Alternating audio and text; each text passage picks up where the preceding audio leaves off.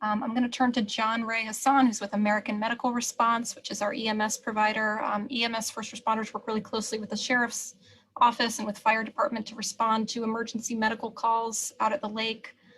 John Ray, what can you tell us about the kinds of calls AMR has been seeing at the lake recently? We've definitely been seeing an increase in call volume up at the lake, and a lot of that, like Sergeant Thompson was saying, has really been related to the fact that there's been significantly increased recreation and increased visitation to Lake Berryessa. We've seen everything from an increase in traffic accidents and traffic collisions and associated injuries, an increase in water-related injuries, be them boating accidents, falls off of rocks, increase in alcohol consumption leading to patients requiring medical attention, and then just a general inability of folks to really cope with the heat and cope with the combination of being outside all day, being in the water, and then leaving that environment and sometimes getting in a vehicle. So it's really been the full gamut.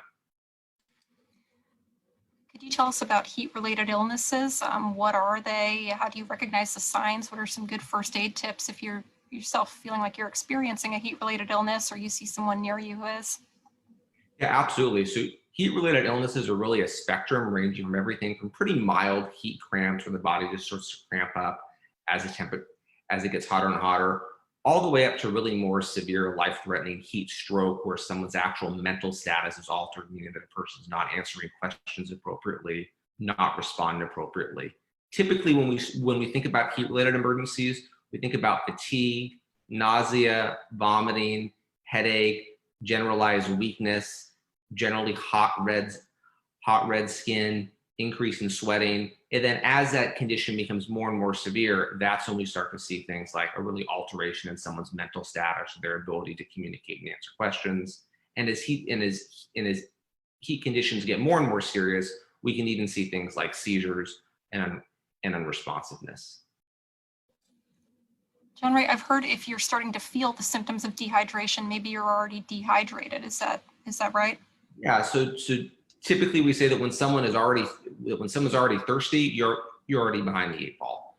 And it's important to remember with any heat-related illness or any dehydration, it's not just the hydration that's important. It's also making sure that you're eating some good salty snacks with that, and that you're eating as well. We've seen, especially in recent years, an increase in folks who know that getting dehydrated is important and will end up drinking a ton of water, but not actually eating any salty snacks with that. And then their sodium can get to really dangerously low levels as a result of that. So it's staying well hydrated. It's also making sure that you're eating as well. And if you start to feel that you're getting overly exerted or you're getting overly tired, that you remove yourself from the environment, find a cool place to be in, cool off, get in the shade, fan off, and take it easy.